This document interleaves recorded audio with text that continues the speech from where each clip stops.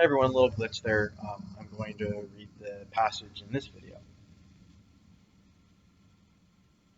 Before us there is only nothingness. But that which resists this passing into nothing, our nature, is indeed just the will to live, which we ourselves are, as it is, our world. That we abhor annihilation so greatly is simply another expression of the fact that we so strenuously will life, and are nothing but this will, and know nothing besides it.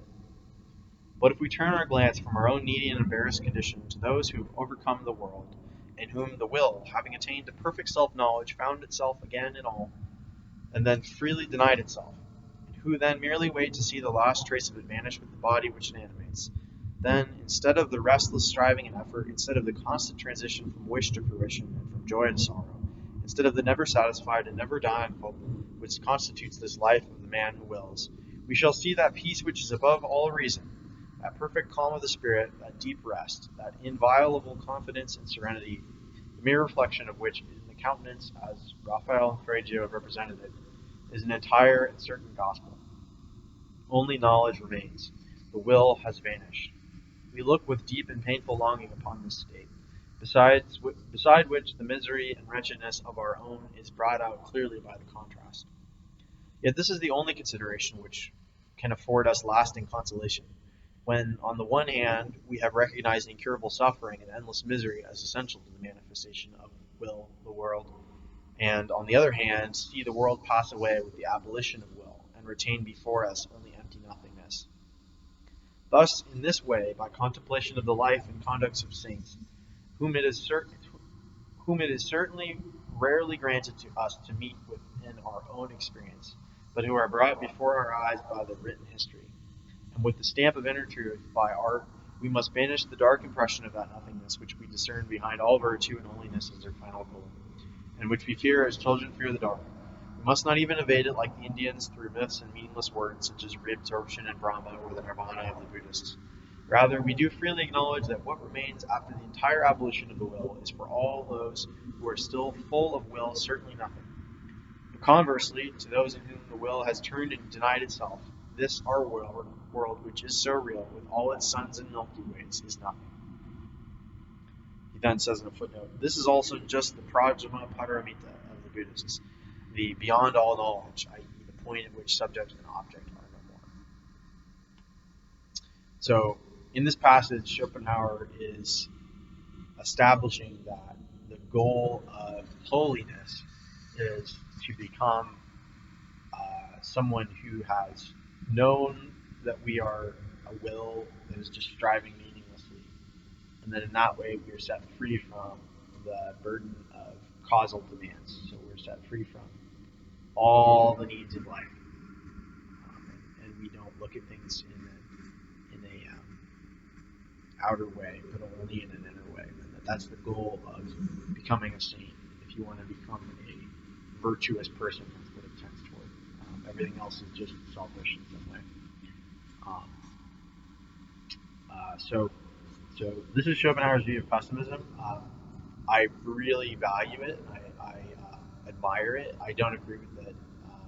That's kind of what I want to hash out. I think he has a very strong philosophy and gets to a point that's really resonates with human experience in a lot of ways. But I want to just push it just a little bit further. And it kind of can be addressed by his position on nothingness, which he sort of ends on. It kind of comes to a head there. So he says that everything is really just nothing. That everything is an illusion, a production of the will. That it's just pointless.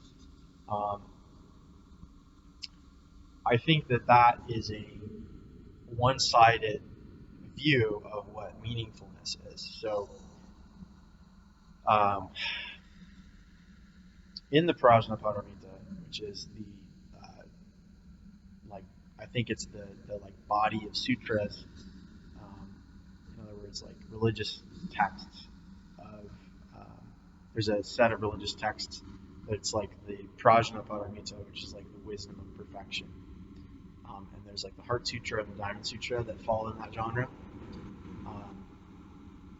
they're both very famous in like Mahayana Buddhism. So like um, kind of the more Westernly known form of Buddhism.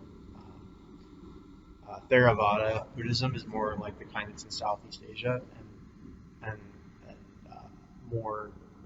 Uh, it's less of something that is integrated into daily life and more something that you do ritually, or kind of kind of how there's a difference between like a Protestant who will integrate their whole life as like a Jesus-y thing, and then like a more conservative, traditional, uh, Lutheran or a Catholic or an Orthodox Christian, where there's plenty of people that have a very integrated experience, but like where people who aren't as involved, they'll dedicate like a Sunday, or holidays, kind of thing, and they have less of a personal life. This is a very zoomed out view, but I just want to say that Mahayana Buddhism is more of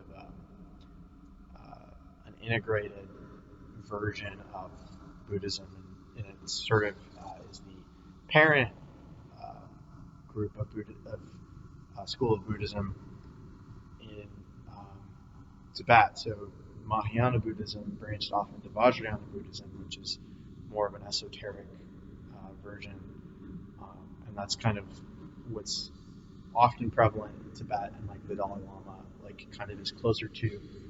So I just want to say that there's um, that this school of Buddhism goes a little bit further than Schopenhauer does, and I kind of want to extrapolate on that little difference.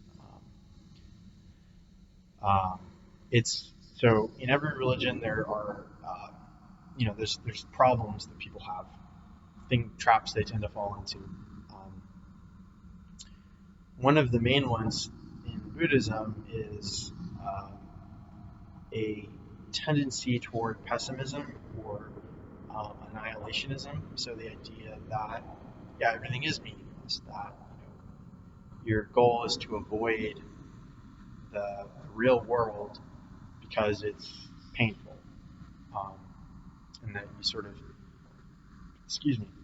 hide out in reflection and meditation to resolve the sufferings of the world, basically as a coping mechanism, as an escape tactic, um, which is a very human thing, very valid. You need to escape from the pain, so you turn inward to reflect in hopes of detaching from the sources of pain. There's a lot of wisdom there, but there's something a little bit further than that, and it's not so much to detach from the things that are causing you suffering. It's to detach from the paradigm that, um, that things are separate. And this is kind of taught as the middle way. So I just want to point out that Schopenhauer's world is a representational world. So you have like this whole kind of sphere of life that is, um, in a way, it has positive existence. It's a positive thing. But then there's this sort of dark world of the will, that we can't quite see with knowledge. We can have a taste of it, like with our intuition, but we can't really know it in itself. We can only know it as that there is a will. And basically, he says that everything out here that we can know is meaningful, but it is false to the will. So um, it's not the essential thing that is producing everything in life. And so it basically says that ultimately everything is meaningless because everything that exists is not ultimate. It's not an ultimate reality. It's a secondary reality. So um, then if everything is meaningful, everything in the secondary reality is meaningful, then the primary reality, which is the will, and he's not really using the language of reality and not reality. Hold on, I'm going to pause so I can make